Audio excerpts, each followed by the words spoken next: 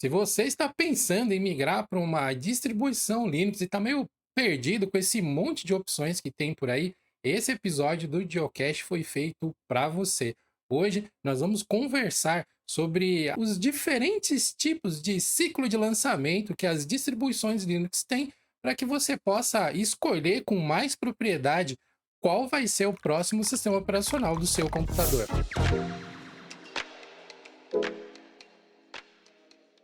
Pessoal, vocês que estão escolhendo aí as suas distribuições podem ficar meio perdido nesse mar de opções que estão disponíveis por aí, mas não se preocupe. Hoje nós estamos com o time completo aqui do Geocast para responder diversas dúvidas e explicar essa sopa de letrinhas para que você possa dormir tranquilo com o seu pendrive ali do lado, sabendo que a próxima instalação que você vai fazer vai ser com plena propriedade, entendendo tudo que está rolando ali na sua distribuição. E quando eu digo time completo do Geocast, aqui eu não posso deixar de citar os meus companheiros apresentadores do Geocast, Raul Craveiro. E aí, pessoal, beleza? Eu sei que é difícil se você escolher a sua distribuição, às vezes, mesmo depois de anos, os anos você ainda quer mudar. Falo por experiência própria, mas eu juro que depois desse episódio vai ficar um pouco mais fácil. A gente vai explicar de maneira que realmente faça sentido. E Jonathan Simeone. Salve, pessoal. Bom estar de volta aqui. Se você realmente dorme com o seu pendrive do lado, procure ajuda imediatamente, tá bom? Só uma observação. Vocês que acompanham aqui o canal há bastante tempo já devem ter ouvido a gente conversar sobre Zorion OS, sobre Arch Linux, sobre Debian, sobre Fedora, enfim. Não faltam distribuições para atender às mais diferentes necessidades. Inclusive, a gente já fez um episódio inteirinho do Geocache explicando o que diferencia uma distribuição Linux da outra, já que elas, de fato, têm muitas minúcias, muitas coisinhas que fazem a diferença por debaixo do capô depois que você começa a conviver com essas distribuições. Mas hoje nós vamos fazer basicamente aqui um episódio de dicionário, um Geocast dicionário, um Geocast explica, analisando alguns termos bem específicos que vão te ajudar a entender ainda mais a diferença entre as distribuições. E para começar aqui a destrinchar já esse dicionário, acho que a gente pode abordar logo de vez o que é esse bendito rolling release que a gente ouve tanto falar por aí, e até já vou me adiantar aqui um pouquinho e deixar bem claro que rolling release, meus amigos, não é o contrário, não é o antônimo de LTS, mas a gente já vai falar sobre isso daqui a pouquinho.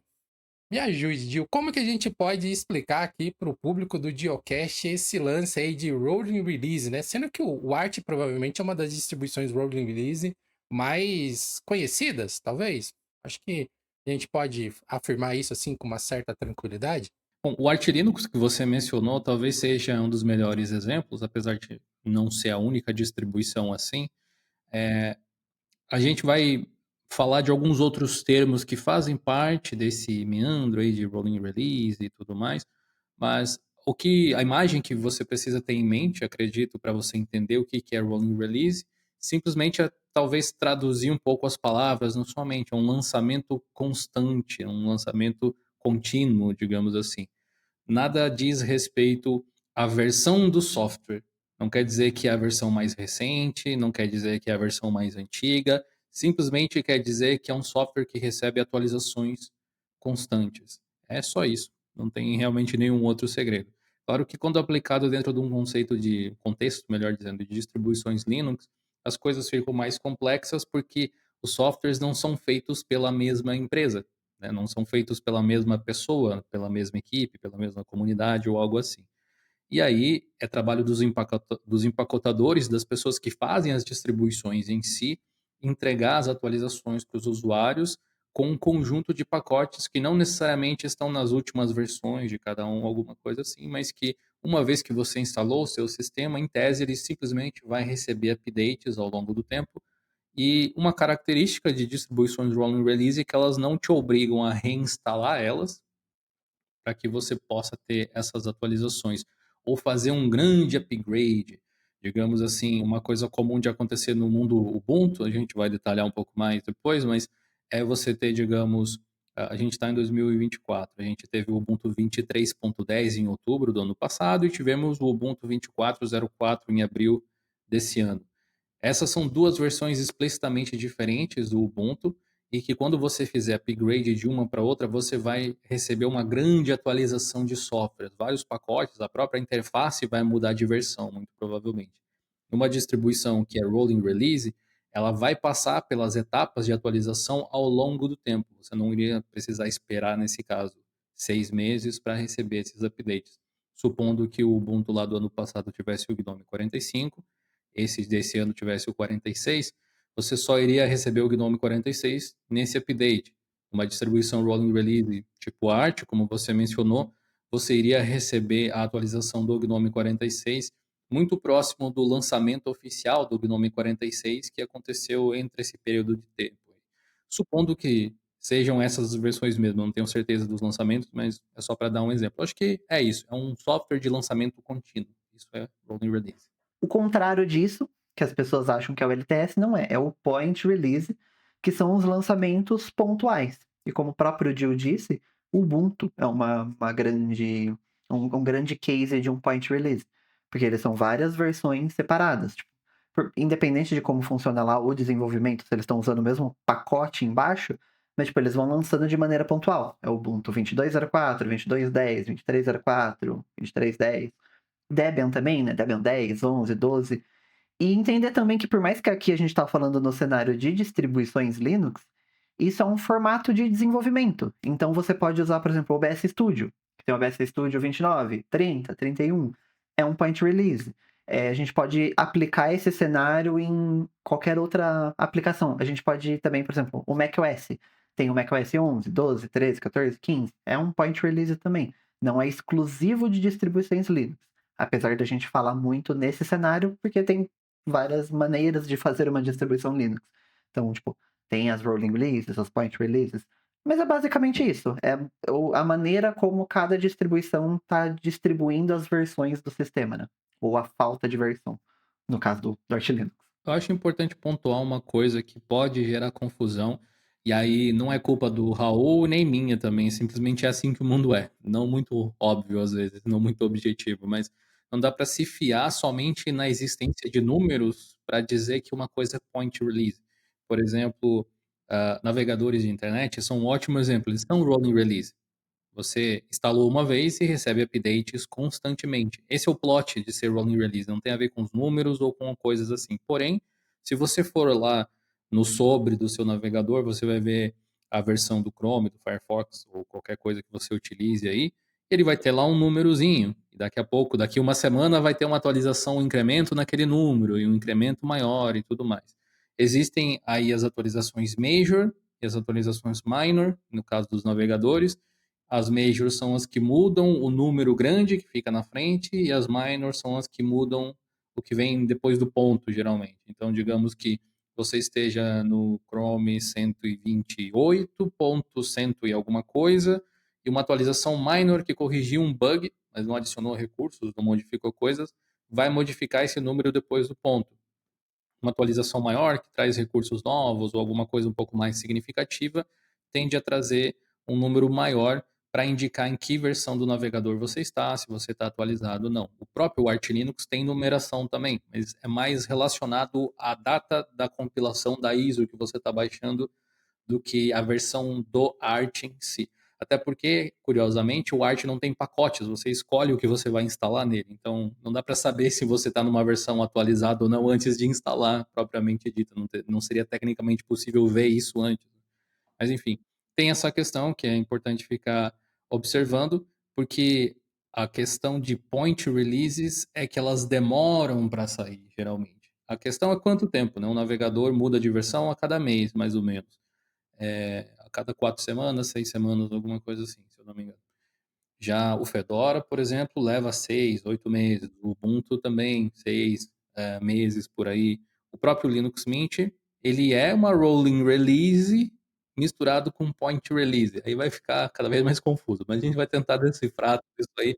Por que não é uma rolling release e point release? Porque o Mint é baseado no Ubuntu LTS, um terminho que a gente vai discutir depois, e ele faz atualizações constantes. Você instala uma versão, tipo a versão 22 acabou de sair, relativamente nova, melhor dizendo, e você vai continuar com ela ad infinitum, quer dizer, até 2027. né? Não, 2029, 5 anos de suporte. Você pode permanecer naquela versão 22 especificamente, mas daqui a 2 anos você vai ter a versão 23 para fazer upgrade, que provavelmente vai trazer um monte de atualização. E aí começa a ficar mais complexo porque certos softwares dentro das distros seguem padrões LTS, seguem padrões point release e seguem padrões de rolling release também, às vezes misturados. Então não dá para dizer que uma distribuição é absolutamente uma coisa muitas vezes, especialmente dessas mais populares voltadas para uso de desktop atualmente.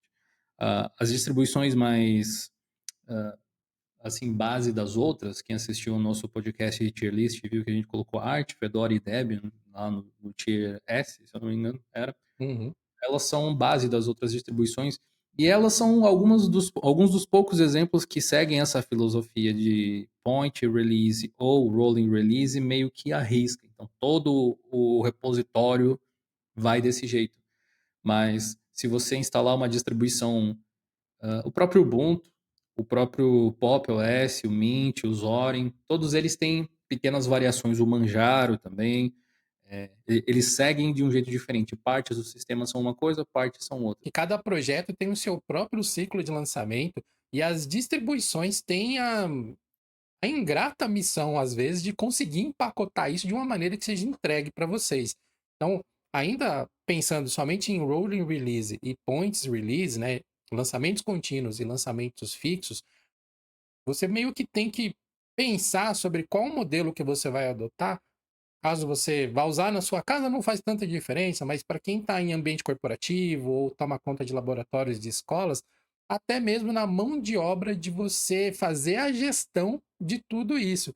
Porque se você usa, por exemplo, o Arch Linux ou o OpenSUSE Tumbleweed, por exemplo, que é uma outra distribuição rolling release também, desenvolvida pelo pessoal da SUSE, você vai ter que fazer atualizações quase que o tempo todo das máquinas que você gerencia. E isso, com certeza, se você gerencia muitas máquinas, vai começar a colocar uma pressão em quem administra esse ambiente.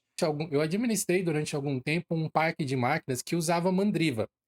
Só que, por motivo de necessidade de compatibilidade de software, ele acabou migrando para o Fedora. Só que como o ciclo de lançamento do Fedora é muito mais rápido do que o do Mandriva, enquanto o Mandriva tinha uma versão por ano, alguma coisa assim, e no Fedora é a cada 6 meses, pelo menos, que eles fazem ali o clique de uma versão nova, eu comecei a ter muito mais trabalho para gerenciar a mesma quantidade de máquinas, porque, inclusive, como o Fedora tem esses lançamentos dele em espaços mais curtos de tempo, as mudanças são bem grandes. Você pode pegar uma versão do Fedora, que se ela tinha o Gnome 45, e na outra já ser o Gnome 46, 47. Eu pensei num tipo de comparação que talvez possa facilitar você identificar quando uma distribuição é uma point release e quando ela é uma rolling release, que é você observar se você consegue fazer o download de duas versões diferentes suportadas ao mesmo tempo. Por exemplo, tanto o Ubuntu quanto o Fedora vão ter isso. Você pode baixar o Ubuntu 23.10, ele ainda tem suporte, eu acho.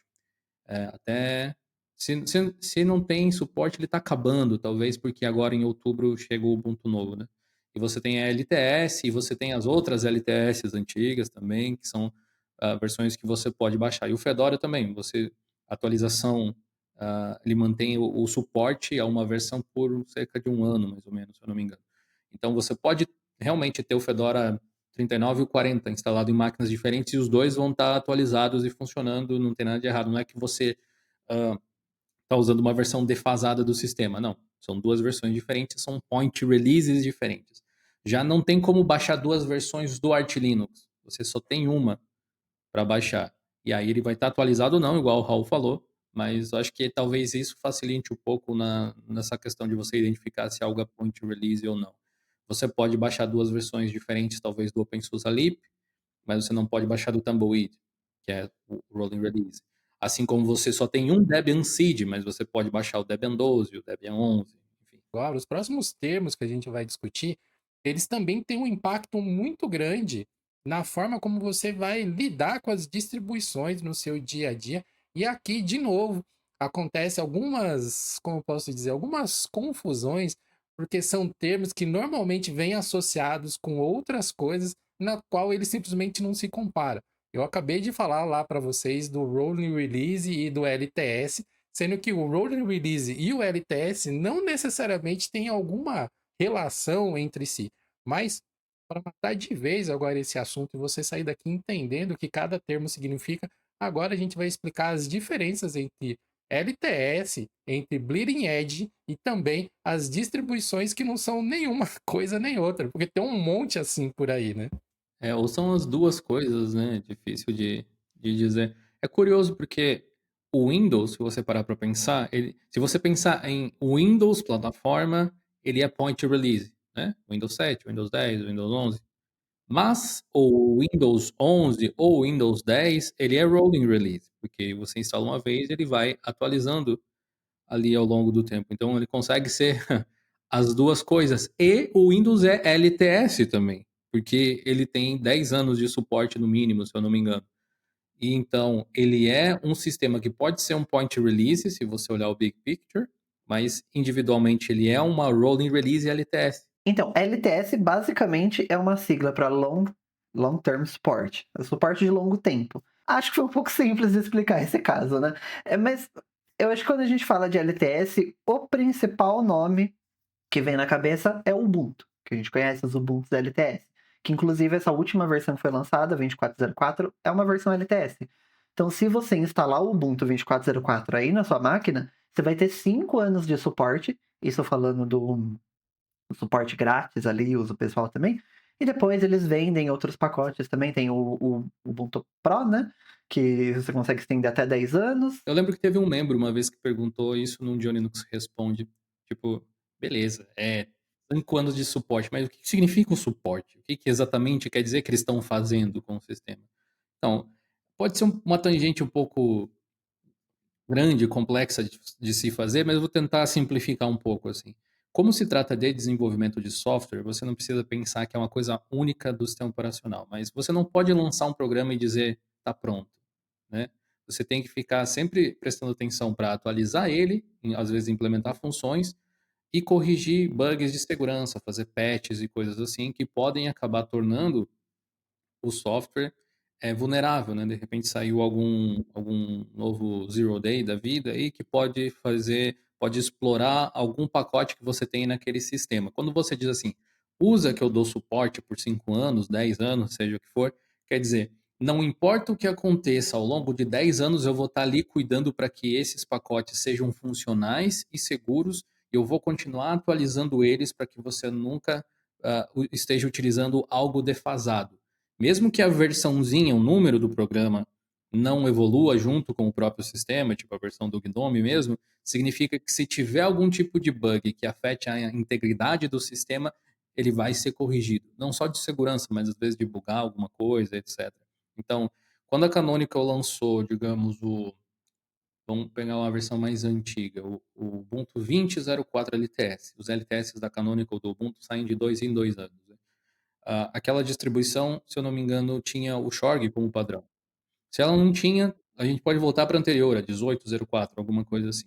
Basicamente significa que durante 10 anos, ou seja, se pegar a 18.04 até 2028, nem chegou lá ainda, eles estão dizendo assim, se tiver alguma falha de segurança no mundo Linux que afete o Shorg no Ubuntu, a gente vai dar um jeito de corrigir. O Shorg que todo mundo está querendo largar desesperadamente. Né? Enfim, é um comprometimento muito sério, é um comprometimento assim que não é para qualquer empresa fazer, não é para realmente tem que ser uma empresa, dificilmente uma comunidade vai conseguir fazer algo assim. O Debian é uma exceção à regra assim incrível, mas a LTS dele não é tão longa. O próprio LTS Ah, é do sim. kernel Linux é de 3 anos agora, se eu não me engano. A LTS do Debian é quanto tempo? Por padrão, o Debian tem 3 anos de suporte em cada nova versão. Só que eles têm algumas coisas um pouquinho diferentes lá, que é o Old Stable e o Old Stable. Então, mesmo depois que termina o suporte inicial de 3 anos, você entra no que eles chamam de Old Stable, o que faz com que o prazo de suporte aumente para 5 anos. E eles têm um outro suporte, que é o Old Stable, que é mantido por uma outra empresa que chama Friction. Eu não sei se é exatamente assim que se pronuncia. E que isso faz com que o suporte seja estendido para 10 anos.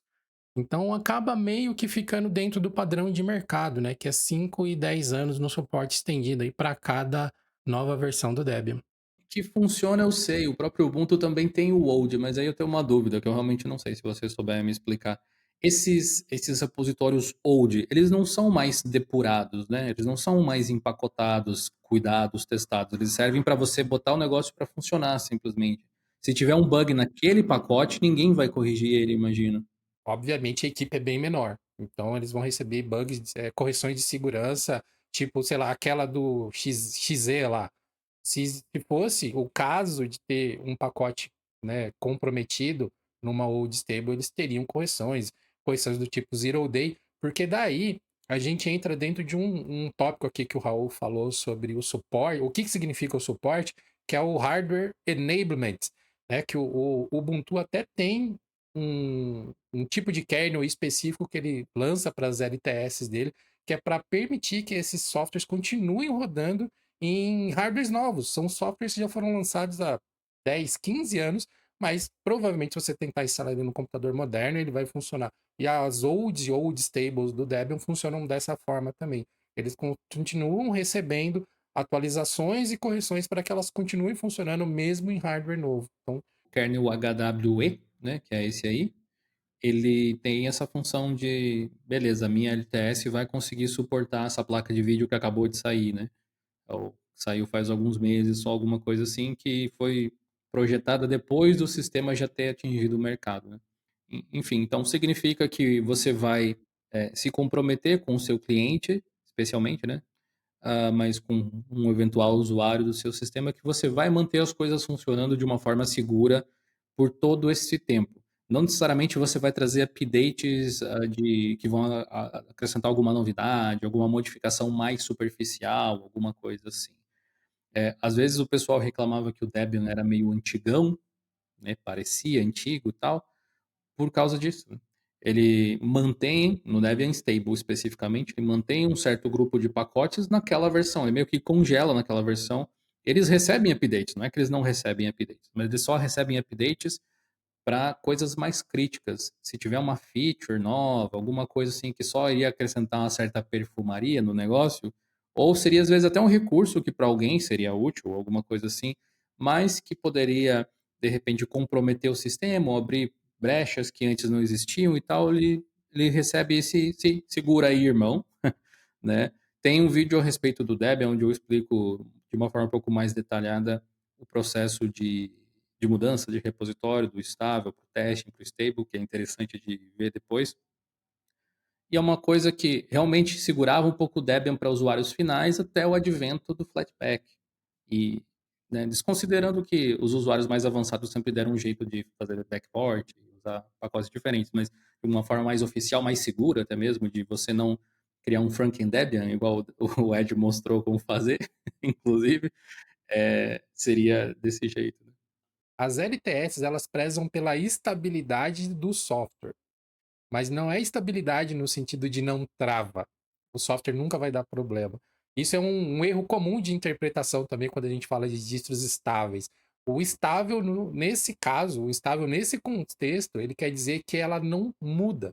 Então, vamos dizer que você vai pegar o Debian 12, por exemplo, que atualmente está com o Gnome 45. Nunca vai ter um Debian 12 com o Gnome 46, por exemplo. Isso não vai acontecer porque ele é estável dentro das versões de software que compuseram aquela versão da distribuição. Então, algumas distribuições lidam com isso de maneiras um pouco diferentes. O Ubuntu, por exemplo, mesmo as LTS, eles são bem mais flexíveis com essa parte de mudança de pacotes ali, mas citando especificamente o Debian, isso é impossível de acontecer. Você nunca vai ter uma mudança de qualquer pacote muito importante da distribuição de uma versão para outra dentro da mesma versão do Debian. Por exemplo, nunca vai ter um kernel, atualmente, se não me engano, é o kernel 6.1 no Debian 12. você nunca vai ter o kernel 6.10 de maneira oficial dentro do Debian 12, por exemplo, porque ele é uma LTS. Cada quanto tempo, mais ou menos? Cada ano? Cada 2 anos, mais ou menos. Ó, a filosofia do Debian sobre isso, a gente Que é o lança quando tá LTS, pronto. que é o LTS do Ubuntu também, né? Mas se eu não me engano, o Ubuntu se baseia nos pacotes testing até, e aí fazem o processo de estabilização, se é que se pode dizer assim, por conta própria. Então, tem essa freeze lá do Debian, daí, peraí que a gente trabalha a gente agora. Então, o mesmo estável é feito de formas diferentes, digamos assim, Sim. por dois projetos ali parentes, de certa forma. Talvez daria para trocar a palavra estável por previsível até mesmo. Você saber o que vai acontecer com muito tempo de antecedência. Se você não muda as coisas, você aumenta muito as chances de saber o que vai acontecer, né?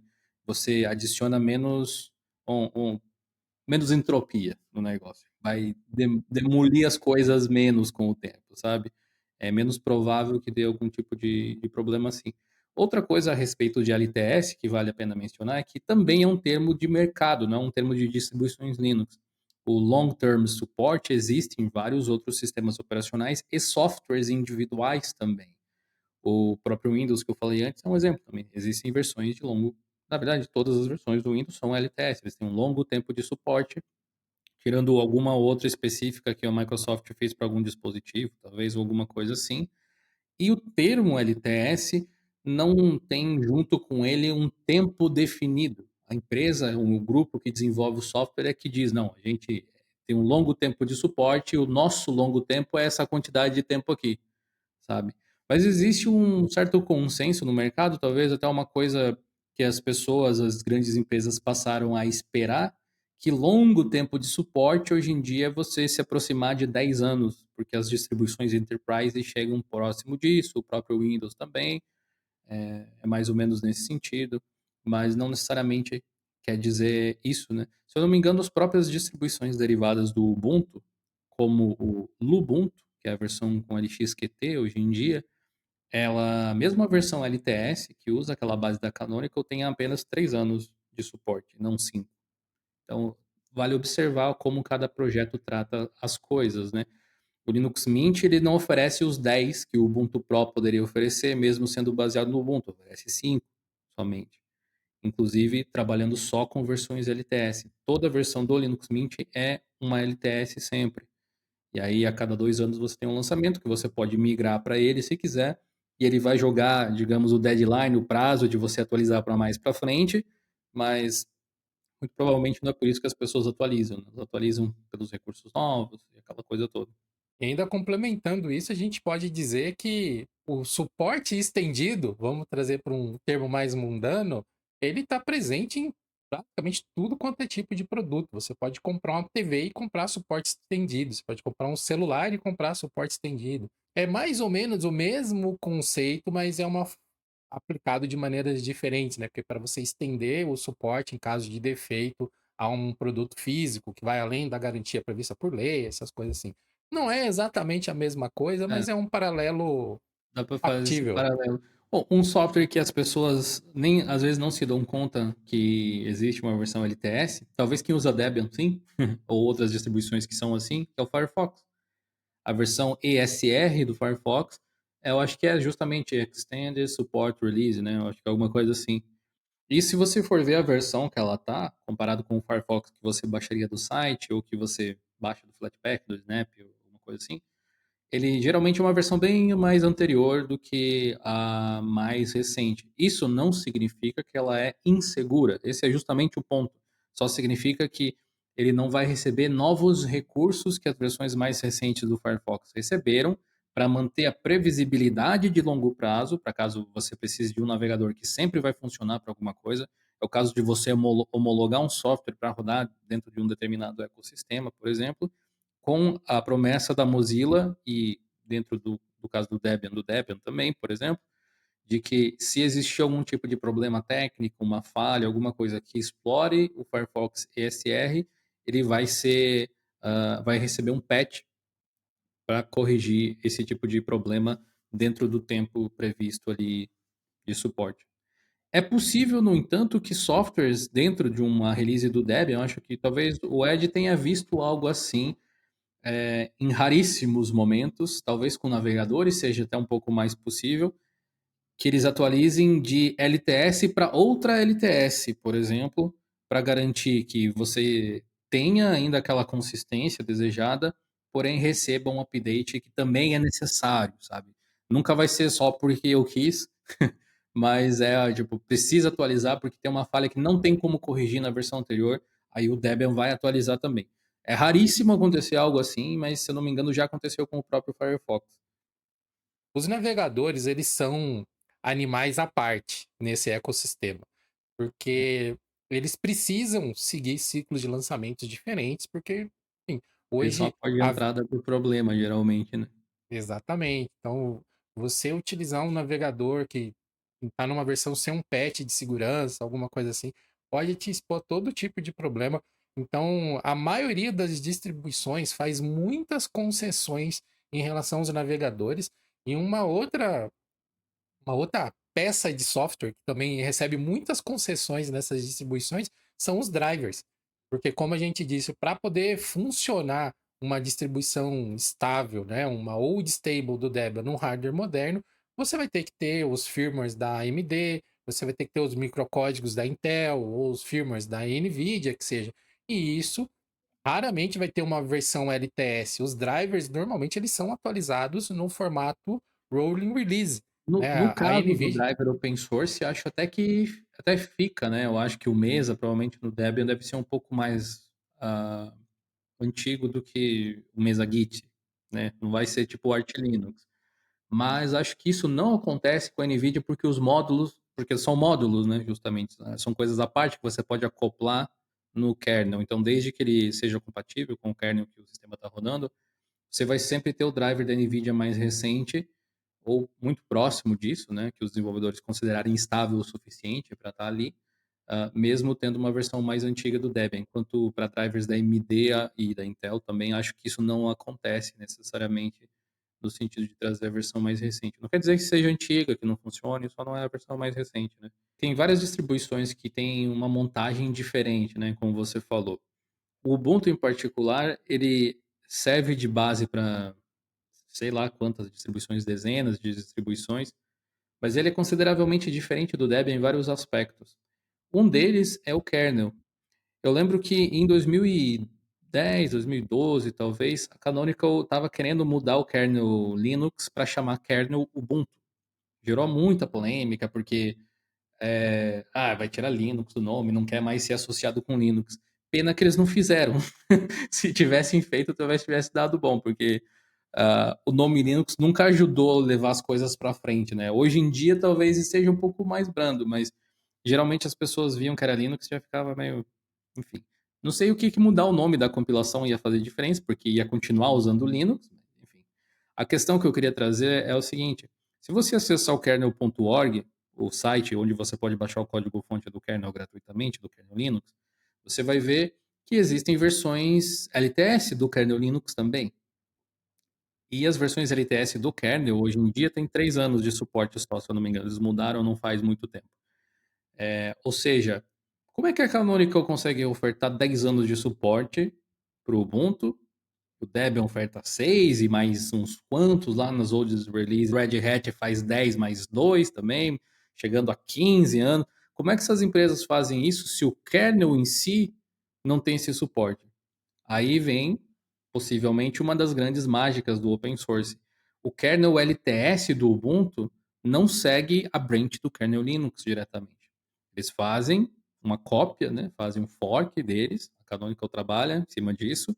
Possivelmente vem dos repositórios do Debian e daí depois eles trabalham, na verdade, em cima disso. Então as versões que você vai encontrar no Debian e no Ubuntu são diferentes, às vezes, dos kernels.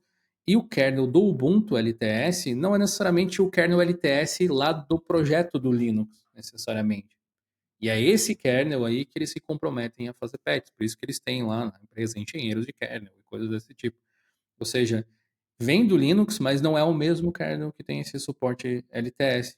E aí você vai ter coisas como o esquema de point releases do Ubuntu, sendo que você tem 2 versões por ano, uma em abril, outra em outubro. A cada 2 anos você tem uma point release de longo suporte, a dita LTS. E vai ter hoje softwares em Snap em cima que são rolling release. O próprio Firefox é um exemplo disso, mas qualquer software Snap é ipsis literis um rolling release, porque você só instala ele, ele só vai se atualizar por cima, né? E aí a gente chegou nessa mistura. Esse aí é o exemplo fácil de entender, as outras talvez não sejam tanto. Um dos principais motivos para existirem LTS é pensando no mercado corporativo.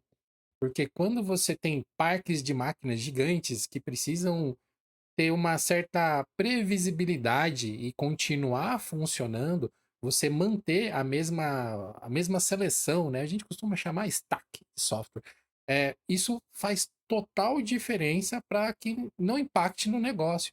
Então, vamos usar o exemplo do Android, por exemplo. O Android é um caso desse que ele pega o kernel Linux, eles fazem uma cópia do kernel Linux e a partir dali eles criam tudo o que eles precisam e lançam um produto. Agora, você imagina se eles fossem seguir as atualizações do Android junto com os lançamentos do kernel, que é um lançamento a cada 15 dias, mais ou menos. E as versões mudam em bem menos tempo, assim, são 3 meses, 4 meses. Cara, ia ser uma loucura atualizar todos os milhões de aparelhos Androids que existem ao mundo. Todos os fabricantes diferentes, tablets, IoT. Então, um dos principais motivos de existir a necessidade de LTS, de versões estáveis, versões congeladas de sistemas operacionais, é você ter uma previsibilidade para que possam ser criados produtos que vão continuar funcionando por um longo tempo em cima dessas diversas camadas de tecnologia que a gente simplifica chamando de sistema operacional, mas tem um monte de coisa ali no meio, né? Pode ser até difícil de aceitar a ideia de que você não vai querer atualizações, né? Porque no seu computador você quer ver as novidades, você quer coisas novas. Tipo, talvez se você é fã de tecnologia como a gente, talvez até fique empolgado quando saem notícias de que um recurso novo vai ser implementado, que o design foi modificado, alguma coisa assim. Mas isso não é verdade em outros ambientes onde os sistemas também são utilizados, né? Longe do nosso PCzinho aqui para jogar um Minecraft. Por exemplo, aqui na rua de casa tem não é na rua de casa, mas é próximo, tem um Magazine Luiza, que sempre que eu passo lá eu fico olhando as ilhas de atendimento que eles têm, assim, e como tem aquela coisa de você virar o monitor para o cliente, eles são nessa posição para poder mostrar os produtos do catálogo e tal, e todos eles rodam Ubuntu. Pelo que eu identifiquei visualizando, deve ser o 2204 ou alguma coisa assim, ou 2004 até mesmo, né? Que são as versões LTS, justamente.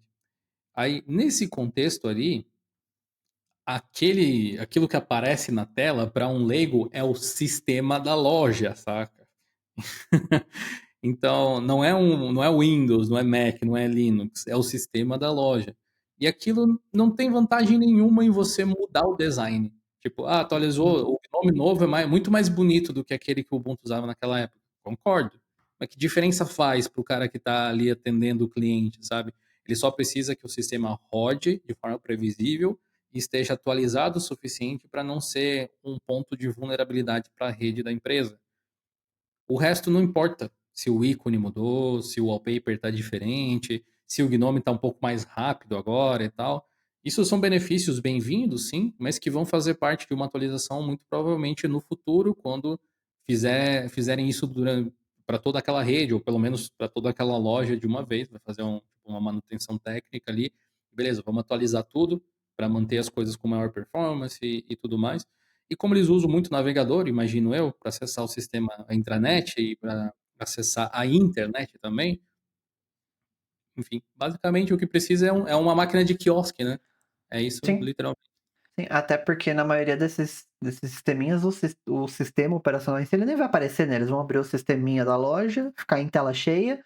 Então, tipo, se tá pra direita, se tá pra esquerda, se tá mais bonitinho, se tá mais feio. Curiosamente, eu sei que é o Ubuntu, porque eles mostram, tipo, tem o sisteminha da loja, mas eles deixam a dock do Ubuntu embaixo, tipo, na transversal sempre aparecendo e dá pra ver que é o Gnome em cima, assim, e tal, e aí as cores do wallpaper transparecem, o meu olho é calibrado para reconhecer o Ubuntu por aí. Então, mas tem uma máquina lá que tem KDE também. Só não sei qual distribuição que é. Pode ser um Ubuntu LTS, talvez alguma coisa assim. E reconheci por causa do SDDM, porque o computador tava tipo log off ou só tava esperando, sabe? E nisso que a gente fala, né, de realmente para mercado corporativo pouco importa alguma dessas coisas, que a gente sempre vê essas lojas e usando sistemas muito antigos, né? Tanto que um dia desses eu fui comprar um bolo, aí a pessoa virou o sisteminha para mim, tava rodando Windows 7 ainda. E você fica tipo, E isso explica, jovem gafanhoto, você que está nos escutando até agora, por que que algumas vezes a sua função preferida, sabe, aquele recurso que você está ansioso para poder utilizar, não chega no ambiente que você quer, e outras coisas que para você não faz o menor sentido estão tudo lá funcionando, estão sendo implementadas. Porque a maioria, sei lá, maioria, não sei se é uma palavra muito forte, mas muitos desses projetos de software livre eles são financiados por empresas e as empresas botam dinheiro para implementar funcionalidades que fazem sentido para elas. Então, por exemplo, o HDR lá, né? Tá se falando muito de HDR ultimamente. Ele está sendo implantado porque existe uma necessidade no nicho, no mercado de jogos, para ter esse recurso nos ambientes Linux. Impulsionado pelo Steam Deck, impulsionado por vários outros produtos que estão precisando disso. Não é só porque nós, usuários, queremos ter imagens mais bonitas com um maior Eu ia range de dizer, cor. né? Você querer não é uma necessidade de mercado. É parecido, mas não é a mesma coisa, né? No caso ali, é uma necessidade da empresa de desenvolver um produto que tenha recursos para concorrer com outros que têm esse recurso. Então, Ah, ou para se diferenciar deles quando eles não têm, né? Por exemplo. mas agora eu acho que a gente pode avançar para a próxima sopinha de letras, que é o Bleeding Edge. O Bleeding Edge, meus amigos, é quase o oposto de tudo que a gente explicou aqui, mas até isso também tem como eu posso dizer, alguns senões, algumas áreas cinzentas, porque nem todo Bleeding Edge é igual ao outro também. Por exemplo, o Arch Linux, que a gente citou lá no comecinho como um dos maiores exemplos de Bleeding Edge, ele está sempre atualizado, né? Ele recebe atualizações contínuas de todos os pacotes, mas o Manjaro, que é baseado no Arch Linux e também é um Bleeding Edge, não é tão Bleeding Edge quanto o próprio Arch Linux. Bleeding Edge quer dizer que uma coisa é muito atualizada, ou tão atualizada quanto possível, assim. E se chama Edge, geralmente é a borda de algo, né, o extremo de alguma coisa, mas também pode designar, tipo, a máquina final, o Edge Computing, tal.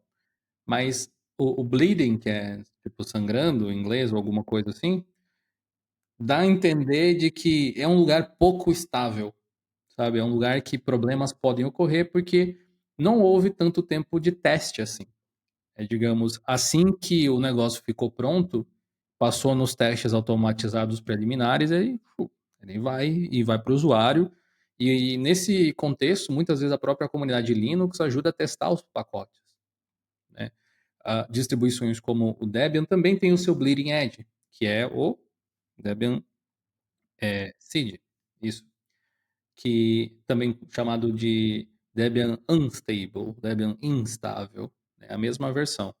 Ele vai receber esses pacotes numa cadência muito mais alta, muito mais frequente as atualizações. As versões dos softwares vão ser muito mais recentes do que você vai encontrar na versão stable, que é a versão considerada pronta para mercado, digamos assim, do Debian, e faz parte do próprio processo de desenvolvimento. Distros como o Arch são um exemplo interessante porque eles simplesmente te dão acesso a tudo isso aí e não existe uma versão não bleeding edge do Arch Linux. O máximo que você pode fazer é deliberadamente escolher usar versões LTS de alguns softwares, como o próprio kernel Linux, se você quiser, durante a instalação. E aí, como ele é um rolling release também, ele se torna um rolling release e bleeding edge. Sempre que alguma coisa nova sai, um mínimo de tempo possível depois, ele chega no Arch Linux para o bem ou para o mal. Você vai receber os seus recursos que você quer, as coisas novas todas chegam antes, que é muito bom para se testar as coisas, especialmente, mas vai requerer talvez que você tenha um conhecimento técnico um pouco maior para não quebrar o seu sistema sem querer numa atualização que pode conflitar com algo que você está rodando ali também. Curioso que a Valve definiu o Arch Linux como a base do SteamOS, justamente para ter acesso a esses pacotes o quanto antes. Porém, o SteamOS não é nem um pouquinho bleeding edge, bem pelo contrário. A Valve controla muito bem que atualizações vão chegar ali no sistema operacional e ainda é um Pokémon diferente, que a gente não vai falar hoje, mas o SteamOS ainda é imutável. Então tem todo um esquema ali para proteger desses eventuais problemas que aconteceriam, não só o filtro da Valve, né. Bleeding Edge é para pessoas que têm conhecimento técnico e gostam de emoções às vezes também, porque Um exemplo recente que a gente teve do problema que é gerenciar uma distro que é Rolling Release e Bleeding Edge é que no caso do Arch Linux e do Manjaro também, acho que até o Big Linux sofreu com isso, se eu não me engano, todos eles compartilham a mesma base. Quando teve a atualização do KDE 5, do Plasma 5 para o Plasma 6, a esse processo de migração foi muito complicado para essas distribuições. Elas literalmente ficaram quebradas durante algum tempo, essa stack, né, que compõe o Plasma 6, e eles mantiveram as duas rodando juntas ali durante um tempo, ou seja, você poderia continuar no Plasma 5 até o Plasma 6 ficar mais estável, ter todos os seus problemas corrigidos, e aí sim você faria a atualização para o Plasma 6. Então, tipo, não existe uma LTS Bleeding Edge, mas existem as Point Releases Bleeding Edge. Aí a gente tem um monte de Point Release que é Bleeding Edge, né? a menos que você considere aquele esquema de distribuições híbridas, né. Às vezes os softwares são bleeding edge, mas o core da distro em si, não. Pode ser o exemplo do seu próprio Debian, digamos assim, para alguns casos. Você tem aí vários Flatpaks, esses Flatpaks são nas últimas versões dos pacotes que eles têm, mas a base do sistema em si continua sendo LTS. Ah, já ouvi muita gente dizer que seria o ideal você ter uma abordagem assim, né, onde você tem uma base previsível e sólida e as aplicações, que geralmente é o que importa mais para uso, assim, você ter nas últimas versões. Esse exemplo, assim, ele é meio complicado, porque o Flatpak especificamente, ele não faz parte da distribuição. Então, tipo, é, a stack tecnológica Flatpak faz, mas os programas que estão lá não fazem. Eles são agnósticos em relação à distribuição. Então eu não sei se a gente pode meio que pisar nesse Sim. campo assim, entendeu? Tipo, o Eu Debian. acredito que sim, porque se for observar dessa forma, os próprios pacotes que não vêm pré-instalados com a distro, que estão no repositório, também seguiriam a mesma premissa, né. Ai, E aí eu acho que esses, não. como eles tratam o repositório de uma única forma, eles continuam no modo LTS, digamos assim, enquanto que Snap, Flatpak, AppImage, que são externos, de fato, né, isso é um ponto relevante, eles permitem que você tenha essa experiência, né. No fim das contas, eu Sim, acho que sim. é esse o ponto, a experiência como o usuário vai ter. Porque, tecnicamente, cada um dos pacotes pode ter o seu próprio estilo de lançamento, tempo de suporte, etc. E aí a mescla deles ali tudo junto é que vai ditar alguma coisa. O que torna o Debian estável, o Ubuntu servidor ali, LTS mais estável também, é que eles consideram apenas, obviamente, os pacotes do repositório. Eles tratam mais de 50, 60 mil pacotes, 80 mil pacotes, acho que era o Debian já, da mesma forma. Todos eles fazem parte desse esquema de ser estável, com destaque especial para um ou outro pacote. Eu lembro que a Canonical, por exemplo, dá suporte especial para algumas linguagens, para PHP, por exemplo, Python, etc. Ou servidores web, Apache, Nginx, etc. Que são coisas importantes de estarem atualizadas mesmo com o passar do tempo, né. Mas de forma geral, você recomendaria que alguém utilizasse Bleeding Edge? Você vê tipo um caso de uso? Eu acho que o melhor caso de uso para Bleeding Edge são para gamers, porque você está sempre se beneficiando das últimas integrações de hardware, as últimas otimizações. Se for pegar, sei lá, alguém que tem uma GPU NVIDIA, quer jogar com, sei lá, DLSS, Ray Tracing, quer usar as últimas tecnologias lá, HDR, você só pode estar num Bleeding Edge. Se você tiver num Debian Stable, você não tem viabilidade técnica de usar isso sem fazer muitas mudanças, o que tornaria o seu Debian outra coisa, né? Seria um Franken Debian. Não sei. Essa comparação é interessante porque o Pop! OS é ainda mais diferente do que o Ubuntu. Eles estão cada vez mais diferentes, inclusive. Mesmo desconsiderando toda a interface nova aí que eles estão lançando. Considerando a versão que eu estou usando tipo, exatamente agora, deixa eu até ver que versão do kernel ele está usando. Ele está usando a versão 6.9.3. A versão mais atual do kernel no momento é qual? É a 6.11. 6.10.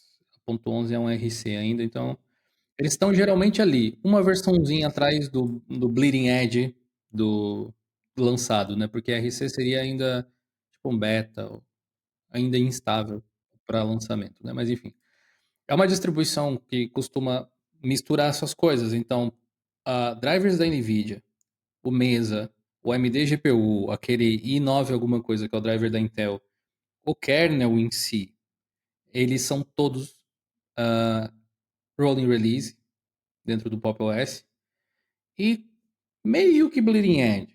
Eles não estão literalmente na última versão, mas eles estão muito próximos ali. Já a interface Gnome que eu estou utilizando agora, ela é toda LTSizada, porque esse pop aqui é baseado no Ubuntu 22.04 e o Gnome que ele está usando como base desse Cosmic Gnome aqui é o 43. 42.9 ainda. 42 ainda, caraca. Uhum. Lançado lá em 2022 ou final de 2021, eu acho, na verdade. Então, tem essa mescla, é curioso.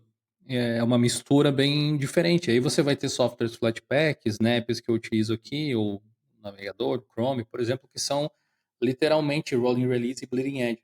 É isso que forma uma distribuição hoje em dia. Então, importa de onde vêm alguns dos pacotes, às vezes, e a abordagem que o sistema tem para lidar com certas coisas.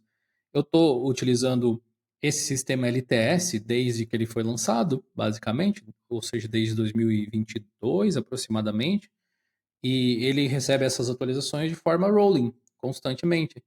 Porém, a próxima versão do Pop! OS 24.04 LTS, que vai ter o mesmo kernel, que vai ter os mesmos drivers, tipo, eu não estou perdendo nada por estar usando ele aqui, ele vai ter uma grande mudança de interface e isso faz dele um point release. Eu vou poder utilizar o 22.04 e o 24.04 por um tempo, pelo menos, até que eles lancem uma futura versão ou algo assim. É um pouco confuso. O Mint trata as coisas de um jeito diferente. O Zorion S, muito popular também aqui no Brasil, hoje em dia, foca só em LTS, mas diferente do Linux Mint, ele não tem aqueles lançamentos pré-definidos ao longo do ano. O Mint geralmente tem. Ele faz um update ao mesmo tempo que o Ubuntu faz um update, apesar de não ser uma atualização para a versão interim, né, que é aquela que não tem o longo tempo de suporte. Já o Zorin é meio que, pelo menos por enquanto tem se demonstrado assim, a gente atualiza quando der, quando fizer sentido para a gente aqui para o projeto. E, Sim. se eu não me engano, a versão 17 ela ainda é baseada no 22.04 LTS, né? A É versão 17.1, né? 18, Que é a mais recente. Né? isso. A versão 18, que ainda não tem previsão de lançamento, até onde eu saiba, possivelmente vai atualizar de base também. E aí vai acontecer a atualização de Gnome, aquelas coisas assim que eles usam na interface. Mas, apesar de não utilizar uma estratégia tão agressiva quanto a System76 faz com o Pop! OS, tanto o Mint quanto o Zorin fazem uso constante do hardware, o kernel HWE, né, o Hardware Enablement Stack, para dar suporte para hardwares mais novos e tal. E drivers da NVIDIA também eles costumam trazer nas versões mais recentes. O Zorin, posso até consultar aqui a minha tabela de benchmarks que eu coletei esses dados esses dias. Deixa eu ver. O Zorin especificamente estava utilizando o Mesa na versão 23.2, que é uma versão relativamente antiga, tipo intermediária antiga, assim, para você ter uma ideia, o Ubuntu mais recente está usando a versão 24. O Debian 12 estava utilizando a versão 22.3. Então tem essa diferença. O Linux Mint estava utilizando a versão 24. Ou seja, são distribuições irmãs que tratam esses detalhes de uma forma um pouquinho diferente, sabe? E às vezes vai ter aquele mísero detalhe que vai fazer diferença no seu jogo. É difícil dizer. Por isso que o conselho que o Ed deu, de tipo, se você é um gamer, você tá não necessariamente na última versão, mas próximo, pelo menos, é uma coisa interessante. E aí você tem, tipo, Flatpak, Snap, que trazem, às vezes, o Mesa, por exemplo, já empacotado junto. Eu acho que no final das contas é tudo um grande depende, né? Porque uma distribuição como um todo, Bleeding Edge, não necessariamente é útil pro gamer, porque, tipo, a última versão do Gnome tanto faz, a Uhum. última versão de alguns pacotes específicos tanto faz, mas kernel e drivers e até a última versão do Steam também é interessante. Então, é aí que a gente entra nesses mistos também. Tem distribuições como o Pop! OS, que até, de certa maneira, como o Fedora, que algumas versões ali estão alguns pacotes estão congelados naquela versão, né? Tipo, o Fedora 40 sempre vai ser o GNOME 46. Ponto. Enquanto o kernel segue sendo atualizado, o driver segue sendo atualizado. Então, nesses casos, acho que é mais interessante. Eu acho que um sistema completamente Bleeding Edge, eu acho que é mais para entusiasta mesmo, sabe? Eu não vejo um caso de uso assim onde realmente é isso ou não dá para usar, sabe? Mas quando a gente entra nessas misturas, aí começa a abrir mais casos de uso que façam mais sentido. Eu até esqueci de mencionar, mas o próprio Linux Mint, o Cinnamon, né, especificamente, é rolling release dentro do. Quer dizer, meio que. Ele é desenvolvido pela equipe do Mint, ele sempre vai ser atualizado dentro do ciclo do Mint, mas ele tem lançamentos próprios Parados. também, individualmente, que vão trazer recursos. Porém, dentro do Linux Mint, eles simplesmente vão chegar como atualizações, enquanto que no Ubuntu você precisa esperar o ciclo. Então, o Cinnamon dentro do Mint é rolling, mas fora dele, não. Ele é mais point release. É confuso, gente. Não sei É. como é que a gente sabe essas coisas. Quanto mais você investe seu tempo tentando entender como que esses projetos se gerenciam, mais você vai pegando essas nuances e mais fica fácil de entender onde que cada projeto se encaixa, assim, ou como que ele se encaixa com você. Então, talvez dando alguns exemplos práticos aqui para as pessoas que estão até agora, que já está começando a sair fumacinha da cabeça das pessoas, assim, onde que se encaixa essas sopinhas de letrinhas para eles, né? Eu acabei de falar que eu acredito que um Bleeding Edge vai atender muito bem um gamer, mas um outro público que também acaba se beneficiando de estar no Bleeding Edge são os programadores, porque eles precisam ter acesso às versões mais recentes das linguagens e tal. E tem diversas formas de você conseguir ter acesso às versões mais recentes das linguagens, mesmo numa distro LTS, tipo Debian. Você pode usar a SDF, por exemplo, você pode usar o pacote SNIX, você pode usar um monte de coisas para você ter acesso a isso, Docker, mas né? você está no Docker, exato. Mas você estando dentro de uma Bleeding Edge, você acaba tendo isso dentro dos repositórios do sistema, por assim. São pacotes que já estão ali para você usar a seu bel prazer. Enquanto que, se a gente for falar de LTS, por exemplo, faz muito sentido aqui para a gente, né? Que nós trabalhamos criando conteúdo, a gente só precisa que as máquinas funcionem. A gente não necessariamente tem a obrigação de estar na versão mais recente para ter a feature mais, sei lá, o HDR, o Variable Refresh Rate. Se a gente tiver isso, a gente vai gostar, porque a gente é nerd, né? A gente é nerd de tecnologia. Mas isso não faz, não impede que a gente execute o nosso serviço, ter isso ou não. Então, eu acho que isso dá para estender para diversos outros exemplos também, né? Como a gente falou lá no início do episódio, né, sobre ajudar as pessoas a descobrir a próxima distribuição, acho que o principal ponto é justamente você entender o que você quer. Porque existem várias distribuições e várias delas são, de uma certa maneira, por design. Enquanto o Arch Linux, ele é rolling release e ele é bleeding edge. Por design, ele sempre vai ser assim, que ele quer ser assim. Enquanto o Debian, ele é point release, ele é LTS, ele fica ali congelado, né, daquele jeitinho por design. E aí você tem que entender o que você quer.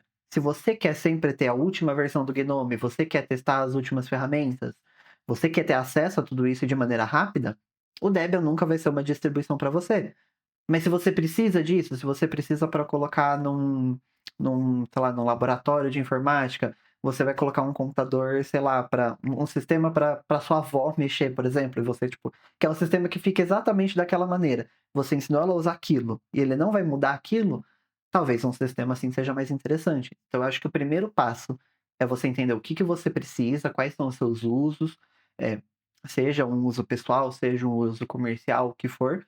E aí, com isso, você consegue entender quais são as distribuições que se encaixam naquilo. E aí você pode por preferência também. Ah, eu prefiro GNOME, prefiro KDE, prefiro uma base Fedora, prefiro uma base Debian. E aí por aí vai. Mas mas você entender exatamente qual é a sua necessidade antes de você escolher uma distribuição, sabe. Acho que fica muito mais fácil. Quando você pensa na finalidade e não no meio, não sei se isso ficou muito abstrato aí para vocês, mas quando você pensa no que você precisa entregar na sua planilha, no seu projeto, no seu vídeo, no seu design, não importa. Quando você pensa nisso, primeiro, para você ter a certeza que você tem ali um cenário de coisinhas que você precisa ticar. Ah, ok, eu preciso de uma máquina que funcione no hardware tal, eu preciso que tenha um software X, eu preciso que ela tenha esse recurso A, B e C. Fica mais fácil você afunilar dentro das opções que existem e aí você começar a escolher um método ou outro. E tem um ponto bastante importante também, que é a questão do gosto. Além de todas essas coisas técnicas que a gente já explicou aqui, entre Bleeding Edge, LTS, Point Release, Rolling Release, tem a forma como você se relaciona com a tecnologia. Olha que coisa mais irônica. Eu gosto de estar perto do Bleeding Edge e eu estou usando Debian Stable.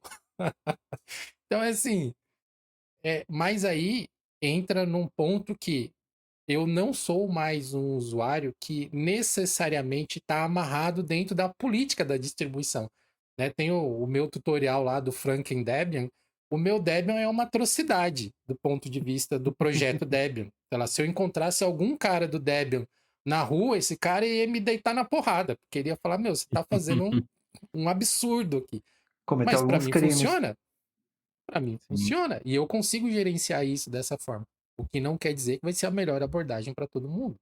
Não à toa, dentro do próprio projeto de Linux, tem pessoas com preferências diferentes, sistemas diferentes, justamente porque cada um gosta de um perfil ali, gosta de um sistema, gosta de uma base, gosta de uma interface gráfica. E, tipo, por mais que todos estejam, no final das contas, fazendo um trabalho muito próximo, ainda assim a gente está escolhendo distribuições diferentes. Porque tudo isso tem que ser levado em consideração, né? Já que a gente tá compartilhando essa coisa de o que a gente usa e gosta de usar e tal, eu tava pensando aqui que já faz muito tempo que eu não formato o meu PC de trabalho, assim, e quanto mais o tempo passa, menos vontade eu tenho de fazer isso. Chegou a versão nova ali do Pop! OS e tal, eu só botei numa máquina virtual. Eu não vou formatar o meu PC até eu achar que devo, sabe? Por mais empolgado que eu esteja com a ideia de ter um novo ambiente para testar ou qualquer coisa assim. Eu tenho um dual boot no outro SSD nesse PC, mas raramente eu dou boot nele, tá? Ele tá com o Kubuntu 2404 LTS, para eu ter uma experiência meio de como tá o KDE Plasma aqui e tal, apesar de que o Kubuntu talvez não seja o melhor exemplo para isso, porque ele especificamente não tá nem no Plasma 6, eles seguraram a versão, isso que significa CLTS, ele vai ser o KDE 5.100.27, eu acho que é, por um longo tempo ainda, né? Ah, mas eu gosto dessa abordagem meio híbrida. Eu não faço questão de estar nas últimas versões de tudo, mas eu gosto que os meus softwares funcionem bem. Se tem algum recurso que está numa versão mais atualizada de um software que eu acho que é essencial para o meu trabalho, eu vou tentar instalar ele. Mas, felizmente, hoje em dia a gente tem tantas alternativas e o Pop! OS é muito camarada nesse sentido, por colocar as partes que eu gostaria de ter atualizadas no sistema atualizadas, kernel, drivers, especialmente, que o fato da interface ser antiga não me incomoda tanto assim mais. Eu acho que eu simplesmente me habituei, ela funciona do jeito que eu gosto que funcione e ela não vai deixar de funcionar, justamente por ser uma base LTS, né? Ele é estável ao longo do tempo, dificilmente deu algum problema. Mas eu acho que eu sentiria falta se eu não conseguisse instalar certos softwares mais recentes. E aí que entra o Flatpak, por exemplo. Você tinha falado do lance de Bleeding Edge ser interessante para programadores. Eu também acho, eu acho que eu entendo o apelo que tem, mas hoje com ferramentas diversas, realmente dá para suprir as necessidades mesmo sem isso. Com DistroBox, eu rodo o que eu quiser e literalmente de qualquer distribuição, né? Puxo o repositório de qualquer distribuição que for necessário. E aí você tem os Flatpaks. O meu LibreOffice do repositório está muito antigo, eu quero uma versão nova. Flatpak, AppImage, Snap, sei lá. Realmente, a gente está numa época de ouro nesse sentido. Você pode usar qualquer sistema que você queira e usar qualquer software que você queira. O Frankendebian aí do Edge, por exemplo, poderia ser substituído por outro sistema e iria conseguir provavelmente replicar o que ele faz ali.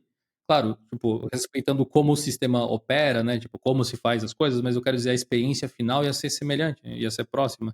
E o mesmo poderia ser dito de mim, eu poderia utilizar alguma outra distribuição e replicar mais ou menos o que eu gosto aqui no sistema que eu estou utilizando agora, e não ia fazer tanta diferença assim. Há uns 15 anos atrás, talvez, a distribuição que você usava importava muito mais, eu acho, para a experiência que você tinha. Hoje em dia está bem mais suave o negócio. E aí entra nessas de, eu quero estar na última versão do Plasma ou do Gnome e tal. Do Plasma, eu tentei utilizar com o KDE Neon especificamente, e era uma experiência muito inconsistente. Sim, tinha atualizações semanalmente, diariamente até mesmo, de pequenas coisas, algumas coisas maiores ao longo da semana. O KDE estava sempre na última versão, mas frequentemente ele bugava em alguma coisa. Então eu fiquei pensando, bom, eu estou na última versão, mas né, ele fica dificultando o meu trabalho com uma certa frequência também, ou pelo menos uma frequência maior do que eu desejava. E aí, utilizar o Kubuntu LTS aqui me fez voltar ao que eu tinha no Plasma lá antigamente, que tem vários detalhes diferentes, mas pelo menos dentro do que ele se propõe a ofertar, tudo funciona tranquilamente, sabe? O painel flutuante ele não existe daquele jeito, por padrão, mas você pode configurar ele para flutuar do mesmo jeito, o KDE 5.27. Enfim, então é mais ou menos isso. Eu gosto dessa abordagem híbrida. Tem coisas que eu me importo, tem outras que não. Porque eu utilizei o Nobara por algum tempo aqui na minha máquina. E o Nobara, ele é baseado, a versão que eu testei é baseado no Fedora 40, e ele gerencia diversos pacotes por si só. Então ele tem repositórios próprios lá, são aqueles copr, né? COPR Uhum. lá do É Fedora e tal. tipo os O PPA dele. PPA dele. Mixed Feelings. Eu acredito que vocês vão ver mais coisas sobre isso no futuro, mas eu sinceramente achei que o Nobara não valeu o meu trabalho, assim, o que ele entregava em termos de experiência e de uso, de ter os softwares mais recentes. Foi interessante porque, como eu disse, eu gosto do Bleeding Edge, então eu tive finalmente a oportunidade de usar o Gnome 46 atualizadinho ali na minha máquina aqui, poder ficar no dia a dia com ele, mas de fato, assim, o que ele acrescenta no meu fluxo de trabalho é tão pouco que eu voltei pro meu Debian, tô aqui com ele trabalhando e, sabe, e eu repliquei tão bem o setup de uma máquina para outra que já aconteceu de eu simplesmente estar assim, o que eu tô usando agora mesmo? Porque, tipo, a maioria dos Visualmente meus era programas. muito próximo, né? A maioria das coisas que eu uso é Flatpak. Então, quando eu tô no GIMP, é Flatpak. Quando eu tô no Inkscape, é Flatpak. Navegadores, tanto faz, é tudo Uhum. igual em qualquer lugar. E mais de uma vez eu me peguei tendo que abrir o terminal e ver qual que era a distribuição que estava rodando ali para, agora eu tô no Nobara, agora eu tô no Interessante. Debian. Eu tive uma experiência legal com o Basite, que é a versão voltada para gamers, né, pro próprio Steam Deck, né, dá para instalar nele e para alguns outros handhelds consoles aí também que eu não lembro quais que ele suporta. E ele é baseado no Kinoite, que é a versão imutável do Fedora com KDE, a versão 40, com Wayland, com placa da NVIDIA, funcionou tudo muito bem. E Plasma 6.1 já. É uma distribuição que eu acho bem legal. Eu pretendo até fazer um vídeo revisitando ela, possivelmente aí no futuro. Talvez montar algum setupzinho para jogar. Tipo assim, não é culpa do Plasma nesse caso, mas a operação de uma distro imutável, certas coisas, certas ferramentas e tal, que fazem parte, no caso do Basite, ainda não são integradas com o Plasma em si. Então, certas coisinhas você tem que operar pelo terminal e tal, que não é nenhum problema, não é difícil realmente, mas pensando do ponto de vista de usuário final, que vai usar num PC para produzir, pode ser complicado. Num console, onde você vai usar o GameScope quase o tempo inteiro, com a interface lá do Steam Deck, acho que é menos relevante até mesmo. Acho interessante que ele trazia. Acho que o Nobara talvez faça isso também, mas eu não tenho certeza, porque faz um tempo que eu olhei ele da última vez. Mas ele tem tipo, uma tela de boas-vindas com um monte de interruptores para você ligar softwares e instalar coisas e etc. Que eu não acho necessariamente uma má ideia, mas para mim volta sempre naquele problema assim. Se precisa estar aqui é porque não é óbvio de outro jeito, que é o jeito que deveria ser, que é na loja de aplicativos, sabe? Não deveria ter que ter uma coisa para facilitar tanto assim, porque se precisa facilitar tudo isso é porque ainda não está fácil onde deveria ser. Mas, enfim, não é um problema, né, pelo menos eles colocam uma solução ali na frente e, enfim, você habilita o que quiser. Não sei nem dizer se é um problema, mas é uma situação que eu não acho que a gente vai ver uma solução num futuro próximo, assim. Até porque os ambientes gráficos, eles não são criados para as distribuições, né? Eles são algo por si só. Então, meio que a distribuição tem que se virar para encaixar uma coisa dentro da outra e tal. E, por exemplo, o Nobara tem esses programas e eu tô, nesse momento, usando o Garuda Linux, fazendo alguns testes no Garuda Linux. Tem, né, essas coisinhas. E ele tem um programa lá que é bizarro, assim. Parece um painel de controle de avião, de tantas opções que tem naquilo.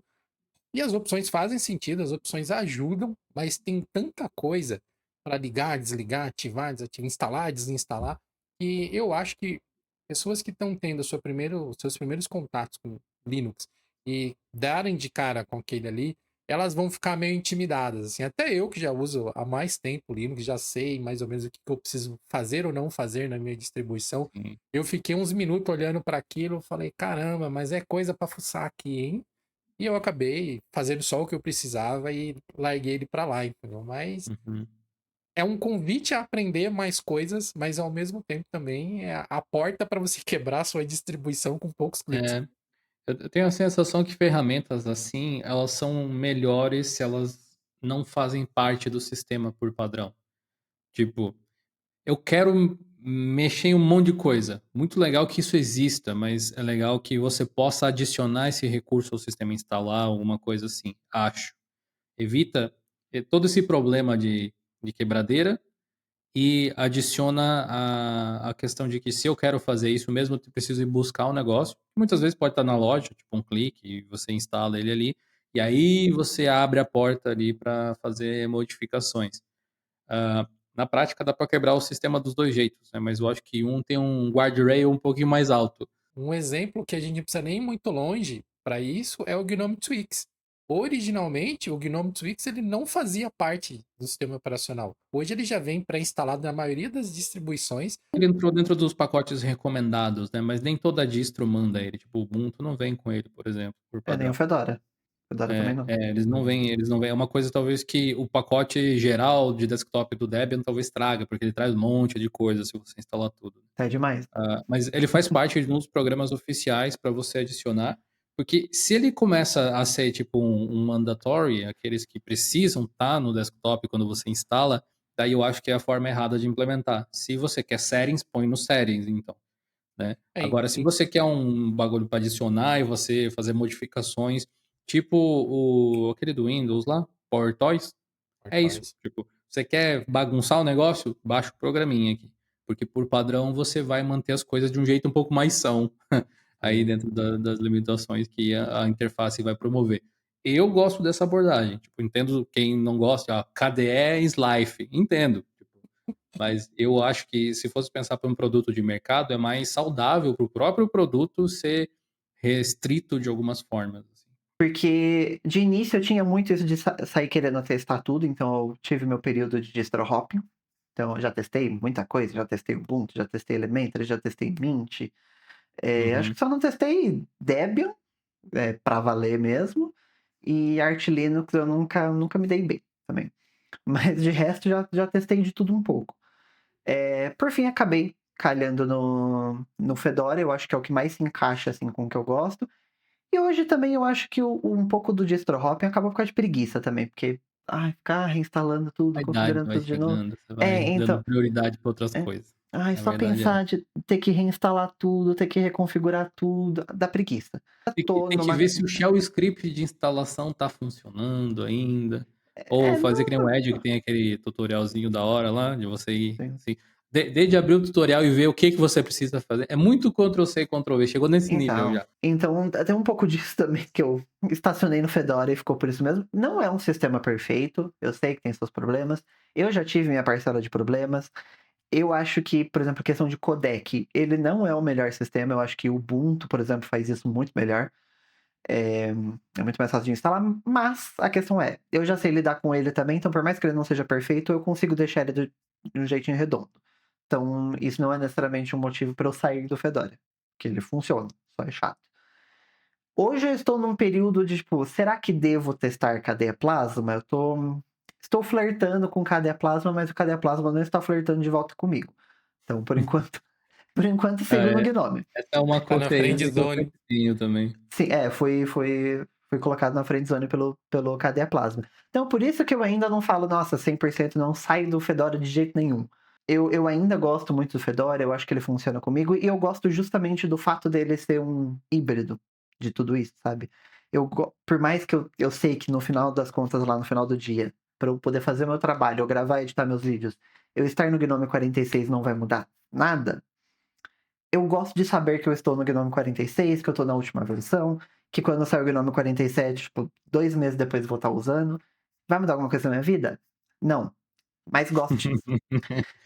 Eu sei que nem todas as minhas escolhas são escolhas realmente práticas, né? Tipo, que é mais... Abrace o caos. Nem todas as nossas escolhas são racionais, algumas Sim, são puramente sentimentais mesmo. Às sim, vezes esse é o caso, eu gosto da sensação de estar na última versão ali. A sim. partir do momento que isso se tornasse algum tipo de empecilho, te impedisse de trabalhar direito, aí Ah, vira um não. caso médico já, mas enquanto não, É muito mais uma questão de como eu me sinto confortável com o sistema do que de fato o que eu preciso para o meu trabalho. Porque o meu trabalho funciona igual no Fedora, funciona igual no Ubuntu. Com um pouco de adaptação funcionaria no Debian também, funciona no Gnome, no Cadeia Plasma, mas eu gosto do visual do Gnome. Eu já sei lidar com Gnome, tem coisas que não funcionam exatamente do jeito que eu queria, mas eu sei como resolver. Então, tem muito disso de eu já saber lidar com os problemas, sabe?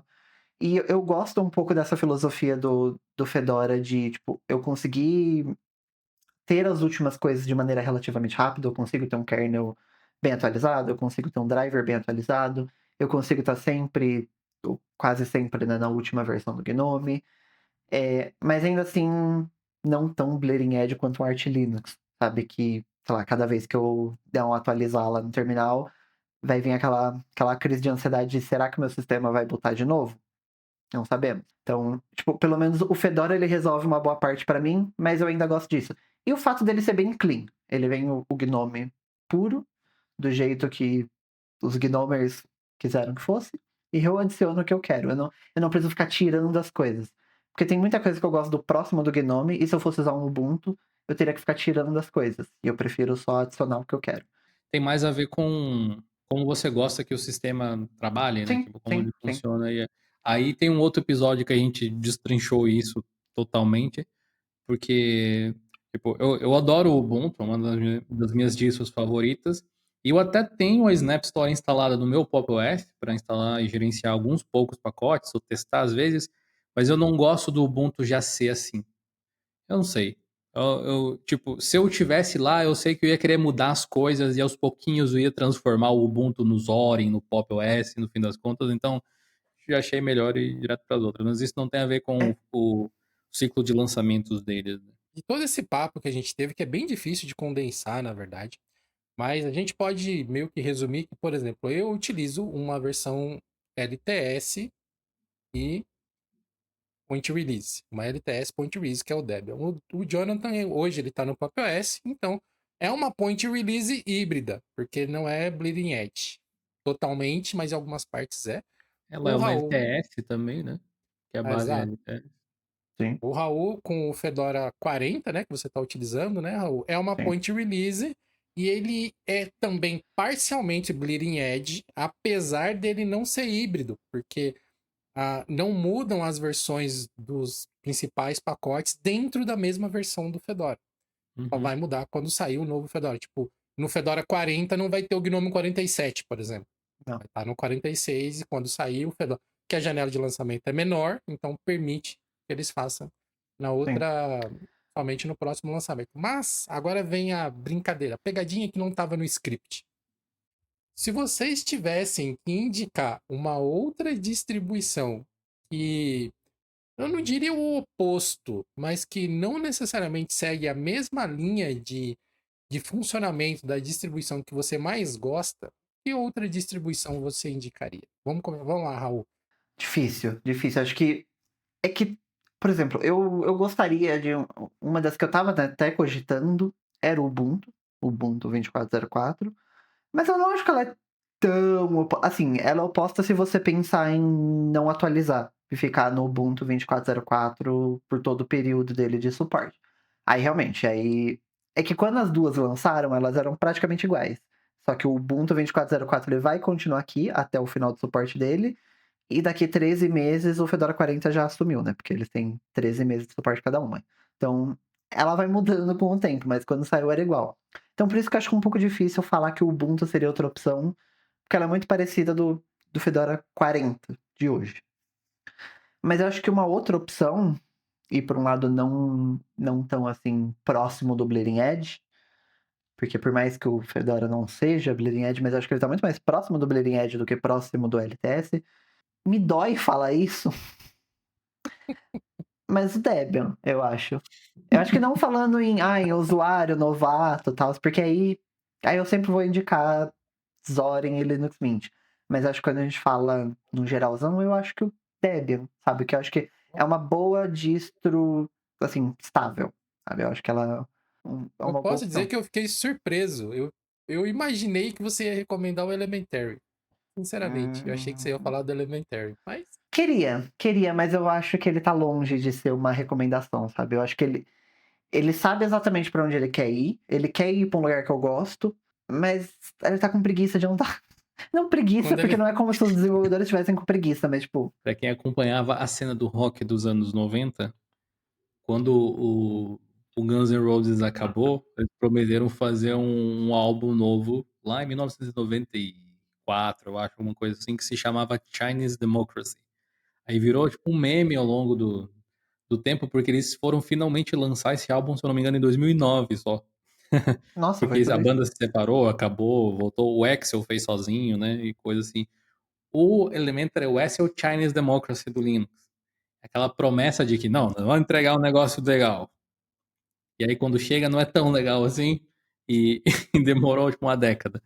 Porque eu também sou meio que do time do Raul nesse aspecto, porque eu tenho sempre tive muitas expectativas no entorno do Elementary. Eles sempre criaram as coisas com muito afinco, dá pra ver que tem bastante carinho, atenção aos detalhes. É tipo, deixa eu mudar o formato da fonte, sabe? Coisas que você não vê em todo lugar.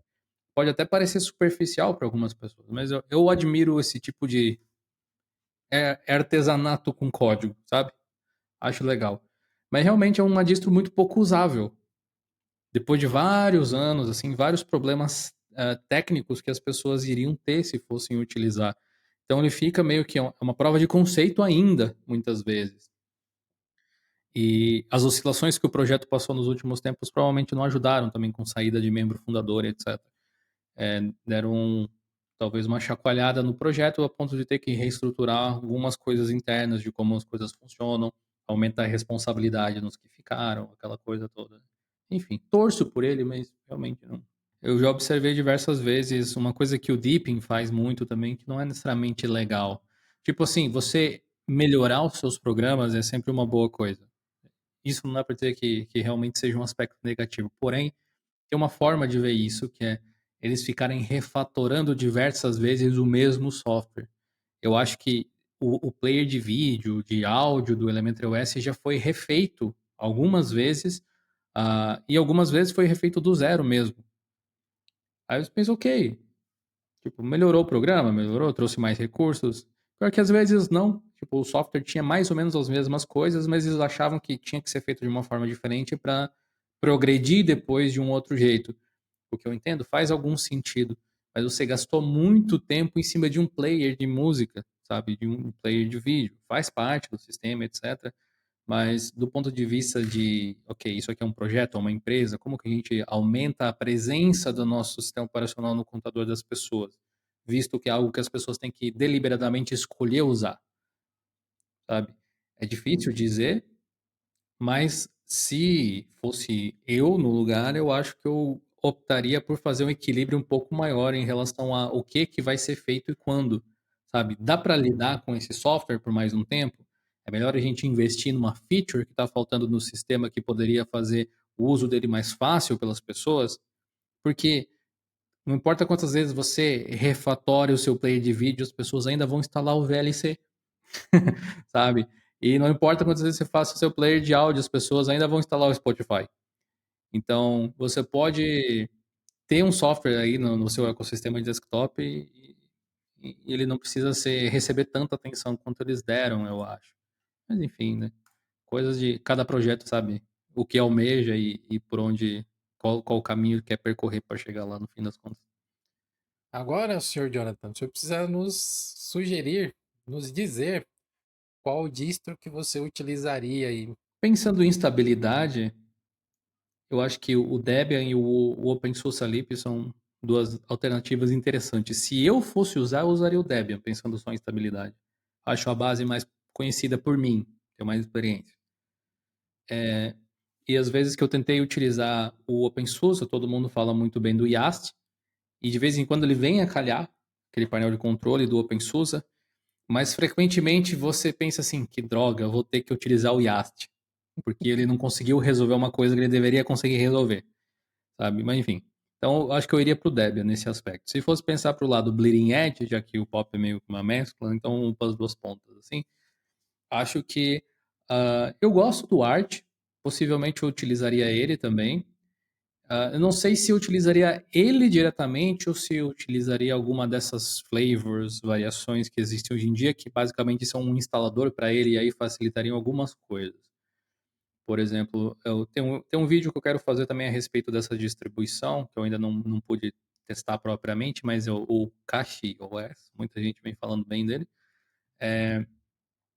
Eu acho que é uma forma interessante de instalar o Arch, mas enfim, hoje em dia com o próprio script de instalação, você não quer perder tanto tempo, dá para fazer uma instalação muito boa, pelo menos com o Gnome. As outras interfaces não é tão legal assim.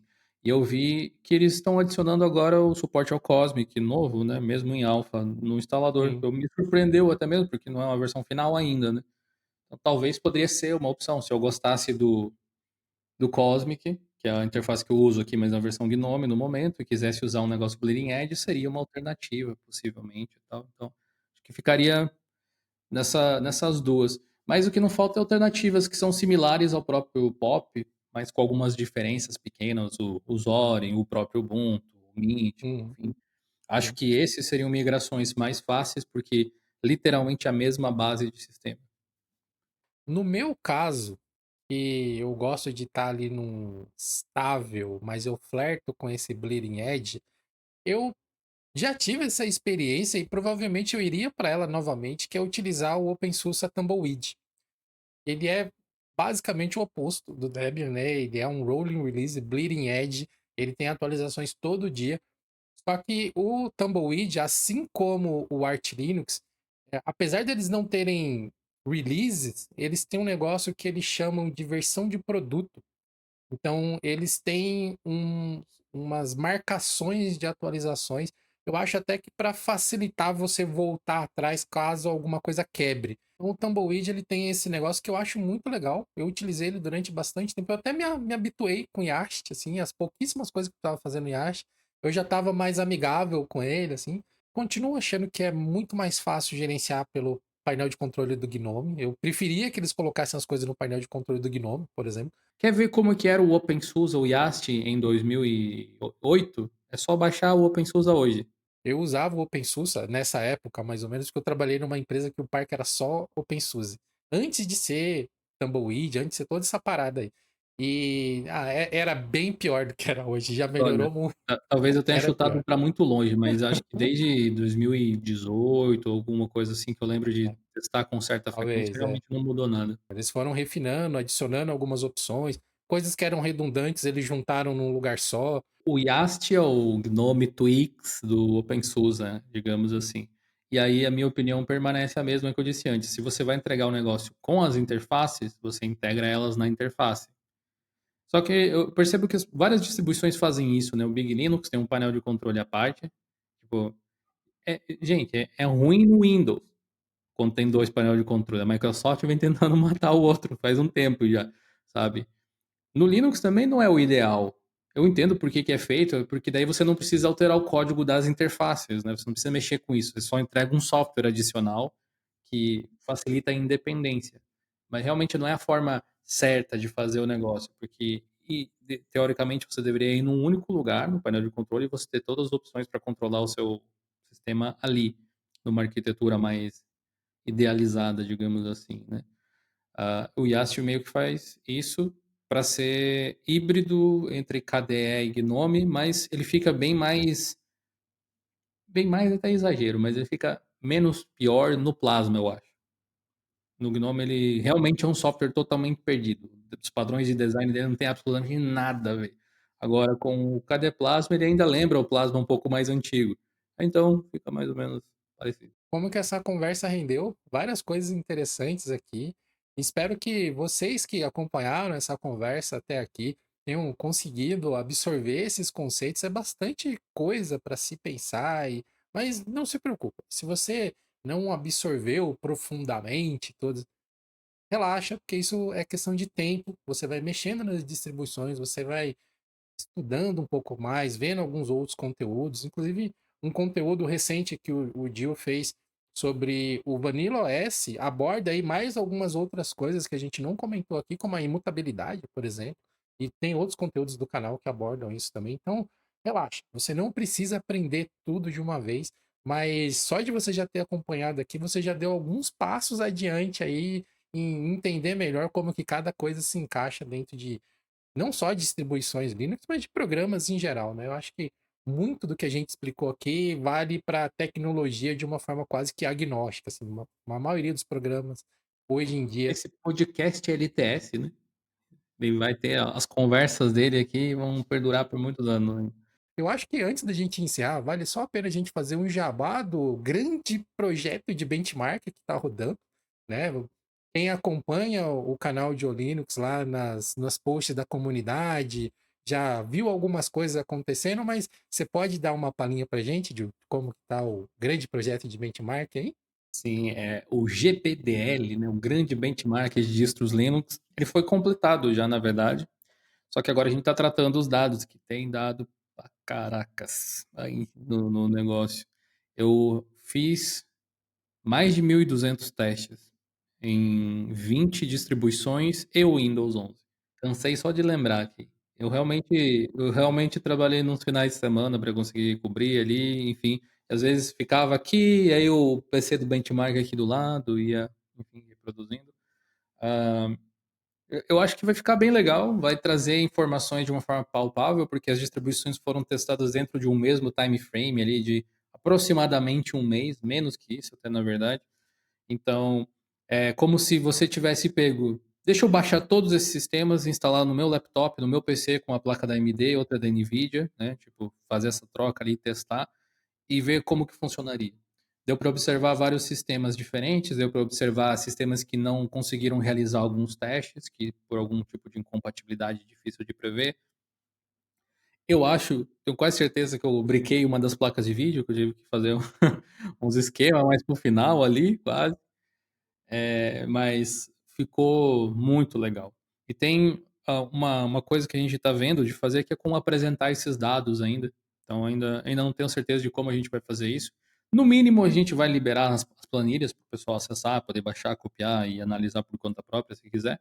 Mas talvez a gente consiga fazer algo um pouco mais chique. Porém ainda não está totalmente definido. Ainda deve demorar um pouco para a gente publicar, mesmo depois desse podcast sair. A gente sempre grava com antecedência e o podcast é publicado depois, mas mesmo assim deve demorar ainda um pouco para sair. Tem uma coisa que eu acho que vai gerar um vídeo legal que eu pretendo fazer antes mesmo de publicar os dados dos benchmarks, que é o famoso testei 20 distros e olha no que deu, né? Que é tipo assim, foi um grande aprendizado na realidade. Por mais que eu já use Linux há tantos anos e teste sistemas constantemente, eu tentar repetir, tipo, as mesmas ações, fazer os mesmos setups, instalar os mesmos softwares, puxar os mesmos backups em distribuições diferentes, me mostrou diversas características particulares de cada uma delas. Desde a facilidade ou dificuldade de instalar um driver, desde esse sistema que não monta automaticamente o meu HD NTFS para puxar os backups que eu queria puxar, como que eu faço, como é que eu adiciono suporte a NTFS nela, ou distribuições que tiveram bugs na interface, que eu tive que relevar para conseguir fazer, ou que tive que fazer alguma atualização para corrigir, enfim, isso virou um documento. Eu estava pensando em transformar isso num livro até mesmo, porque se for expandir, com certeza tem história, mas também é um projeto que só está tipo, perambulando na minha mente, assim, mas vai valer a pena, espero que tenha valido, porque eu não sei se eu quero repetir, eu gastei muita vida nisso, eu não sei se vale a pena, mas pelo menos é a natureza da criação de conteúdo, né? Literalmente 30 dias de trabalho da minha pessoa para alguns minutos de diversão da galera. Obrigado, Dio e Raul, por terem trocado essa ideia aqui com a gente, levado tanta informação. Muito obrigado a você também que acompanha o Diocast aí nessa internet aí de meu Deus. A gente está disponível em vídeo, em áudio, na maioria das plataformas, então não é difícil você encontrar o Diocast por aí, só dá uma pesquisadinha. A temporada 8 do Diocast está aí bombando. Se você ainda não ouviu os outros 2 episódios que já saíram, não deixe de conferir aí no seu aplicativo. São episódios bem interessantes que renderam algumas discussões mais interessantes ainda nos comentários, principalmente o último episódio. E a gente se vê no próximo episódio do Geocast. Valeu!